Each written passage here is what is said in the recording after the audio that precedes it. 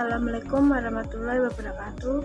Sebelum presentasi dimulai ini, saya akan memperkenalkan profil Universitas di Kupang Semarang.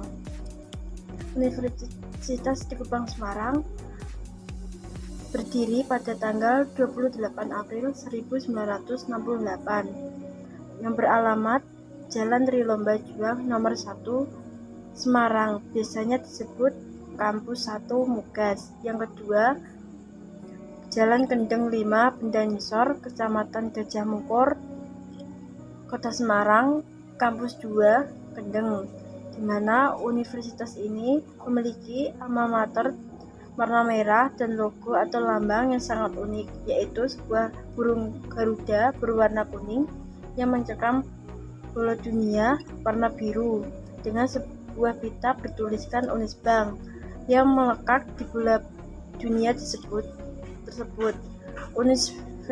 Unisbank memiliki 6 fakultas, 10 prodi yang terdiri dari jenjang diploma 3, strata 1, dan 1 jenjang pasca sarjana. Bagi yang bekerja dan berkeinginan sambil kuliah, di Unisbank juga dibuka kuliah kelas karyawan. Yang pertama ada Fakultas Teknologi Informasi, yang di dalamnya ada Manajemen Informatika D3, Sistem Informasi S1, dan Teknik Informatika. Yang kedua ada Fakultas Ekonomi dan Bisnis, yang di dalamnya ada Keuangan Perbankan D3, Akuntansi S1, Manajemen S1, dan Pendidikan Profesi Akuntansi atau PPAK. Yang ketiga ada Fakultas Hukum. Di dalamnya ada Ilmu Hukum S1, Fakultas Bahasa dan Ilmu Budaya, yang di dalamnya ada Sastra Inggris S1, dan ada Fakultas Teknik, yang di dalamnya ada Teknik Industri S1, dan ada Fakultas Pariwisata, ada Perhotelan D3. Setelah ini saya akan memperkenalkan diri saya, karena pepatah menyebutkan tak kenal maka tak sayang. Maka saya akan memperkenalkan diri sebelum masuk ke presentasi. Perkenalkan, nama saya Devi Luvita Ameliani, NIM 2005520014. Saya dari Prodi Akuntansi A1. Yang pertama, saya akan membahas mengenai prinsip syariah penghimpunan dana, yang di dalamnya ada, yang pertama ada giro wadiyah, yang kedua ada tabungan mudharabah, dan yang ketiga ada tabungan mudharabah, dan yang keempat ada deposito mudharabah. Prinsip syariah dalam penghimpunan dana. Yang pertama adalah giro wadiyah. Giro wadiyah adalah giro yang dijalankan berdasarkan akad wadiyah, yakni titipan murni yang setiap saat dapat diambil jika pemiliknya menghendaki. Dalam hal ini, Bank Islam menggunakan prinsip wadiyah yad-damah. Dengan prinsip ini, bank sebagai kustodian harus membayarkan pinjaman kembali nominal simpanan wadiyah. Ciri-ciri giro wadiyah adalah sebagai berikut. Yang pertama, bagi pemegang rekening disediakan cek untuk mengoperasikan rekeningnya. Yang kedua, untuk membuka rekening diperlukan surat referensi nasabah lain atau pejabat bank dan menyetorkan sejumlah dana minimum yang ditentukan kebijakan masing-masing bank sebagai setoran awal. Yang ketiga, calon pemegang rekening tidak terdaftar dalam daftar hitam Bank Indonesia. Yang keempat, penarikan dapat dilakukan setiap waktu dengan cara menyerahkan cek atau instruksi tertulis lainnya. Yang kedua ada tabungan wadiyah. Tabungan wadiyah adalah tabungan dalam mata uang rupiah berdasarkan prinsip wadiyah yad-damah, yang penarikan dan setorannya dapat dilakukan setiap saat. Manfaat dari tabungan wadiyah. Yang pertama, gratis biaya administrasi bulanan. Yang kedua, gratis biaya tarik tunai di seluruh mesin ATM Bank Mandiri. Yang ketiga, online di seluruh outlet bank syariah mandiri. Yang terakhir, kemudahan bertransaksi dimanapun dengan menggunakan layanan mandiri syariah, mobil, dan internet. Yang ketiga, ada tabungan mudharabah. Tabungan mudharabah adalah kerjasama antara pemilik modal dan pengelola untuk suatu usaha tertentu dengan kesepakatan bagi hasil. Akad yang digunakan adalah mudharabah, yaitu kerjasama antar bank nasabah, di mana pihak bank menyediakan seluruh modal dan nasabah sebagai pengelola dengan pembagian keuangan berdasarkan nisbah bagi hasil yang telah disepakati. Adapun manfaat dari tabungan mudharabah, yang pertama, usaha 100% dibiayai oleh bank. Yang kedua, dapat digunakan untuk pembiayaan modal kerja usaha. Yang ketiga, ada sistem bagi hasil sesuai dengan proyek atau usaha. Yang terakhir, pembayaran dapat dilakukan sesuai dengan cash flow. Kemudian ada ketentuan dalam tabungan mudharabah. Yang pertama, diperuntukkan bagi perorangan dan badan usaha. Yang kedua, jangka waktu sesuai penyelesaian proyek. Dan yang ketiga, nilai guna anggunan 125% dari plafon pembiaya. Yang keempat, ada deposito mudharabah. Deposito mudharabah adalah produk simpanan dari lembaga keuangan syariah dalam jangka waktu tertentu dengan menggunakan prinsip bagi hasil atau mudharabah mutlaqah. Besaran bagi hasil atau nisbah dalam deposito mudharabah ini ditentukan berdasarkan kesepakatan masing-masing pihak yang melakukan akad atau kontrak hasil tawar-menawar antara nasabah dengan bank. Adapun kelebihan deposito mudharabah, yang pertama, ada besaran nisbah kompetitif. Yang kedua, ada jangka waktu yang fleksibel. Yang ketiga, menggunakan sistem automatic rollover atau ARO atau perpanjangan otomatis. Yang keempat, dapat dijadikan jaminan kredit. Yang kelima, karena pinjaman LPS atau lembaga penjaminan simpanan. Yang keenam, tidak ada biaya administrasi. Dan di dalam deposito mudharabah ada kekurangan deposito mudharabah, yaitu tingkat kepastian nisbah tergantung realisasi bisnis dari pengelola dana. Jika kinerja bank tersebut jelek dan usaha yang dilakukan merugi, maka kerugian tersebut dibebankan pada nasabah.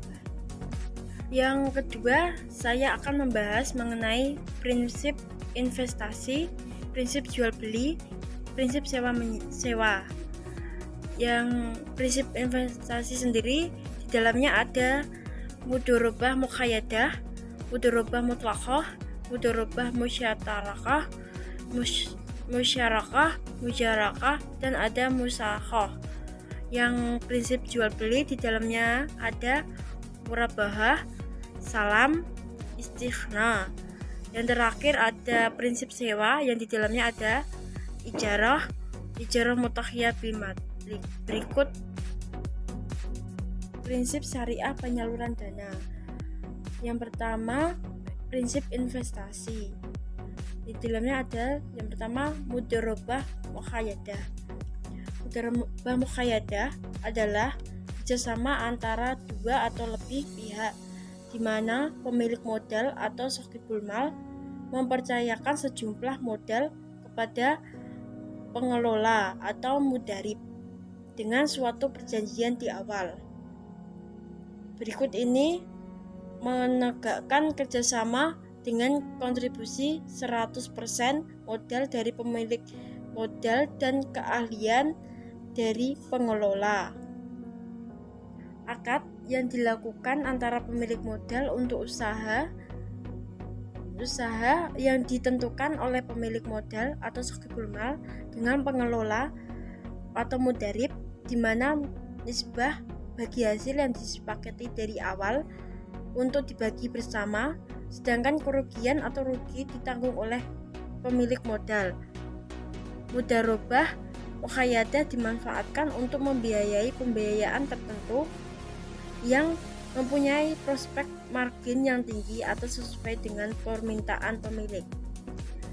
Fitur dalam mudharabah muqayyadah antara lain: yang pertama, bank dapat digunakan sebagai counterling agen, di mana bank dan nasabah dapat menerima dana dari Sohibul Mal dan bank dapat bertindak sebagai perantara atau penghubung.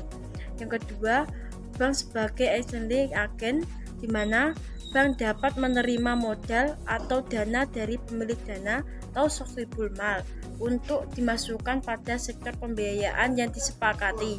Nasabah juga mendapatkan modal untuk dikelola sebagai mudharib dan nasabah juga dapat berhutang kepada bank. Yang kedua ada mudharabah mutlaqah. Mudharabah mutlaqah adalah bentuk kerjasama antara pemilik dana dengan pengelola dana. Pengelolaan dana memiliki sifat dana bebas yang tidak memiliki batas dalam menentukan usaha dan pelaksanaan. Penerapan mudharabah mutlaqah dapat berupa tabungan dan deposito. Ada dua jenis penghimpunan dana, yaitu tabungan mudharabah dan deposito mudharabah. Dalam prinsip ini tidak ada pembatasan sebagai bank dalam menentukan dana yang dihimpun. Dalam pencairan deposito mudharabah mutlaqah dilakukan sebelum tanggal jatuh tempo. Bank syariah dapat menggunakan denda pada nasabah yang bersangkutan sebesar 3% dari nominalnya semua jangka waktu 1, 3, 6, 12 bulan untuk disepakati bersama oleh nasabah dan bank. Yang ketiga ada mudharabah mutarakah. Mudharabah mutarakah adalah gabungan dari dua kata, yaitu mudharabah dan mustarakah. Adalah transaksi penanaman dana oleh pemilik modal atau Sohibul Mal kepada pengelola atau mudharib untuk melakukan usaha tertentu dengan pembagian hasil berdasarkan nisbah yang disepakati oleh kedua belah pihak, sedangkan kerugian modal hanya ditanggung oleh pemilik modal. Sedangkan mustarakah adalah serikat, gabungan atau perkumpulan. Maka mudharabah mustarakah hakikatnya adalah mudharabah biasanya yang dimodifikasi oleh produk perbankan syariah sebagai ganti atau tabungan atau deposito berbunga pada bank konvensional. Yang keempat ada musyarakah. Musyarakah adalah akad kerjasama antara dua belah pihak atau lebih untuk usaha tertentu, di mana masing-masing pihak memberi kontribusi dana atau keahliannya dengan kesepakatan bahwa keuntungan dan risiko akan ditanggung bersama. Musyarakah terdiri dari dua jenis akad, yaitu syirkah al-inan atau unequal shared partnership dan syirkah al-mufadah atau equal partnership. Yang pertama, syirkah inan adalah dua orang atau lebih memberikan penyertaan modal dengan porsi yang berbeda dengan bagi hasil keuntungan yang disepakati bersama, dan kerugian yang diderita akan ditanggung sesuai dengan besarnya porsi modal masing-masing. Setiap mitra pada syirkah al-inan ini bertindak sebagai wakil daripada mitra yang lainnya dalam hal modal, dan pekerjaannya dapat dilakukan untuk keperluan transaksi bisnisnya. Setiap mitra tidak saling memberikan jaminan pada masing-masing mitra bisnisnya. Yang kedua ada syirkah al-mufawadah, adalah setiap partner penyertaan modal yang sama nilainya mendapatkan profit sesuai dengan modalnya. Begitu juga dengan kerugian, ditanggung bersama-sama sesuai dengan modalnya. Yang kelima ada mujaroah. Mujaroah adalah kerjasama antara pemilik tanah dan penggarap tanah dengan perjanjian bagi hasil yang jumlahnya menurut kesepakatan bersama. Sedangkan benih atau bibit tanaman berasal dari pemilik tanah. Bila dalam kerjasama ini bibit disediakan oleh pekerja, maka secara khusus kerjasama ini disebut al-mukabarah. Sistem mujaroah ini bisa lebih menguntungkan daripada sistem ijarah atau sewa tanah, baik bagi pemilik tanah maupun penggarapnya, sebab pemilik tanah bisa memperoleh bagian dari bagi hasil atau mujaroah yang harganya lebih banyak dari uang sewa tanah, sedangkan penggarap tanah tidak. Banyak penderita kerugian dibandingkan dengan penyewa tanah apabila ia mengalami kegagalan tanamannya. Yang keenam ada musaqah. Musaqah adalah bentuk yang lebih sederhana dari mujaroah, di mana si penggarap hanya bertanggung jawab atas penyiraman dan pemeliharaan. Sebagai imbalan, si penggarap berhak atas nisbah tertentu dari hasil panen. Ada rukun dan syarat dari musaqah. Yang pertama ada rukun musaqah. Yang pertama ada pihak pemasok tanaman. Yang kedua ada pemeliharaan tanaman. Yang ketiga ada tanaman yang dipelihara. Dan yang terakhir ada akad. Sedangkan syarat musaqah adalah sebagai berikut. Yang pertama ada ahli dalam akad. Yang kedua menjelaskan bagian penggarap. Yang ketiga pembebasan pemilik dari pohon. Dan yang terakhir hasil dari panen dibagi dua antara pihak-pihak yang melangsungkan. Adapun ketentuan dari al-musaqah adalah sebagai berikut. Yang pertama ada pemilik lahan wajib menyerahkan tanaman kepada pihak yang pemelihara. Yang kedua ada pemelihara wajib memelihara tanaman yang menjadi tanggung jawabnya. Yang ketiga ada pemelihara tanaman disyaratkan memiliki keterampilan untuk melakukan pekerjaan. Yang keempat, pembagian hasil dari pemeliharaan tanaman harus dinyatakan secara posesif dalam akad. Yang terakhir, pemeliharaan tanaman wajib mengganti kerugian yang timbul dari pelaksanaan tugasnya jika kerugian tersebut disebabkan oleh kelalaiannya. Yang kedua ada prinsip jual beli yang di dalamnya ada satu murabahah. Murabahah adalah jenis kontrak yang sering digunakan untuk pembelian produk oleh bank sesuai permintaan nasabah dan kemudian dijual pada nasabah tersebut sebesar dengan harga beli dan kerugian yang telah disepakati bersamanya. Kegunaan akad mudharabah. Berikut beberapa manfaat dan kegunaan dari menggunakan transaksi mudharabah. Yang pertama ada sebagai pemenuh modal usaha kerja, investasi maupun pembiayaan yang bersifat konsumtif seperti angsuran rumah, kendaraan, dan lain-lain. Yang kedua ada untuk pembiayaan kebutuhan produktif seperti alat-alat perkantoran dan lain-lain. Cara dan proses pembayaran serta jangka waktu pembayaran sesuai dengan kesepakatan kedua belah pihak. Ada dua jenis mudharabah, yaitu akad mudharabah dengan pesanan dan akad mudharabah tanpa pesanan. Akad mudharabah dengan pesanan adalah transaksi jual beli terjadi setelah penjual membeli barang yang telah dipesan oleh pembeli terlebih dahulu dan pesanan tersebut dapat bersifat tidak mengikat.